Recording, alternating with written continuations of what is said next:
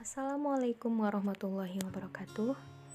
Kami dari kelompok 4 ingin menjelaskan terkait dengan diagnosis dari COVID-19. Kami mengangkat tema dengan judul Improve Molecular Diagnosis of COVID-19 by the Novel Highly Sensitive and Specific COVID-19 RDRP or Real-Time Reverse Transcription PCR Assay Validated in Vitro and with Clinical Specimen. Di sini anggota kelompok kami, yaitu saya sendiri adalah Vita Sinayu, ada Murniati, dan Deari Preti Genovani Manafi.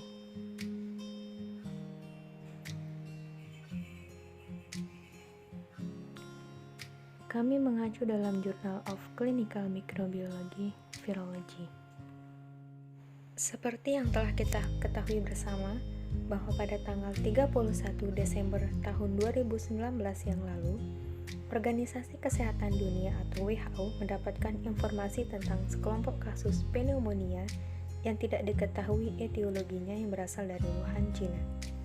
Penyelidikan selanjutnya mengidentifikasi virus corona baru yang sekarang dinamai dengan coronavirus atau SARS-CoV-2 dari pasien yang terkena. Sebagaimana dibuktikan oleh epidemi sebelumnya yang disebabkan oleh SARS-CoV dan MERS-CoV, diagnostik laboratorium yang sangat sensitif dan spesifik untuk COVID-19 sangat penting untuk identifikasi kasus, pelacakan kontak, penemuan sumber hewan, dan rasionalisasi pengendalian infeksi. Sehingga dikembangkanlah tes RT-PCR real-time ini yang baru, yang dengan sangat sensitif dan spesifik untuk COVID-19 dan membandingkan kinerjanya dengan uji RDRP-P2 yang telah ditetapkan menggunakan spesimen in vitro pada pasien. Metode yang digunakan yaitu menguji virus dan spesimen klinis, ekstraksi asam nukleat, primer dan probe, transkrip RNA in vitro, sehingga COVID-19 dengan uji RT-PCR waktu nyata. Selanjutnya masuk ke hasil. Desain tes COVID-19 real-time RT-PCR menggunakan 3 gen yang berbeda pada genom SARS-CoV-2, yaitu gen SARS-CoV-2 RDRP-Health, yang kedua SARS-CoV-2S, dan ketiga SARS-CoV-2N. Kinerja komparatif COVID-19 RDRP-Health dan RDRP-P2 untuk deteksi SARS-CoV-2 RNA dalam berbagai jenis spesimen dapat dilihat pada tabel 3. Hasil LOD untuk uji COVID-19 RDRP-Health memiliki nilai LOD yang rendah dibandingkan dengan uji LOD COVID-19N, sehingga peneliti mengevaluasi kinerja COVID-19 RDRP-Health dalam deteksi SARS-CoV-2 RNA dalam spesimen klinis dan membandingkannya dengan RDRP-P2 assay.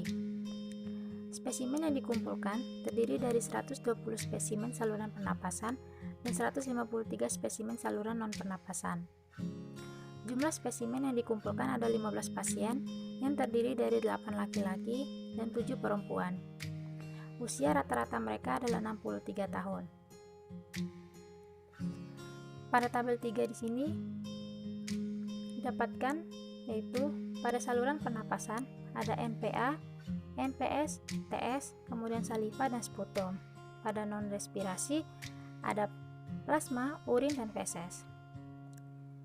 Dari hasil uji RDRP-P2, 77 spesimen dari total 273 spesimen adalah positif dengan nilai 28,2%.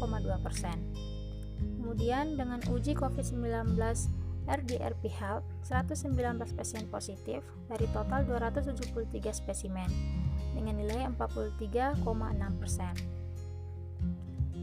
Selanjutnya, rektivitas silang uji COVID-19 RDRP-Health dan COVID-19N baru dengan coronavirus patogen pada manusia dan virus pernapasan lainnya. Dilihat pada tabel 4, tidak satupun dari spesimen ini yang positif dengan uji COVID-19 RDRP-Health, sehingga menunjukkan bahwa uji tersebut spesifik untuk deteksi SARS-CoV-2 RNA pada aspirasi atau penyekang nasofaring dan usap tenggorokan yang mengandung DNA atau RNA lainnya. Di antara 3 tes yang dikembangkan dalam studi ini, tes COVID-19 RDLPH memiliki LOD terendah dengan in vitro transkrip RNA virus. LOD dengan RNA genom adalah juga sangat rendah, yaitu dengan nilai 1,80 TCID 50 per mililiter. Uji COVID-19 RDRPH secara signifikan lebih sensitif daripada uji RDRP-P2 yang ditetapkan untuk deteksi RNA SARS-CoV-2 pada spesimen klinis saluran pernapasan dan non-saluran pernapasan. Selanjutnya, uji RT-PCR dengan sensitivitas yang tinggi seperti uji COVID-19 RDRPH dapat membantu mengurangi tingkat negatif palsu di antara spesimen ini yang seringkali merupakan satu-satunya spesimen yang tersedia untuk menegakkan diagnosis COVID-19. Uji ini sangat spesifik dan tidak menunjukkan reaktivitas silang dengan patogen pernapasan umum lainnya, in vitro dan aspirasi nasofaring, sehingga ditunjukkan bahwa uji RDRP-P2 bereaksi silang dengan SARS-CoV in vitro.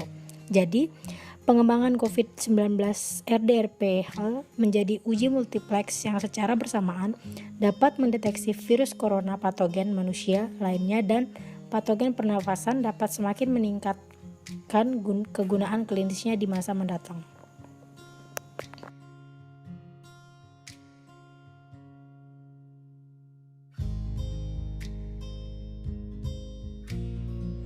Sekian penjelasan dari kelompok kami, kurang lebihnya mohon maaf, dan semoga kita semua tetap diberikan kesehatan di masa pandemi seperti sekarang ini.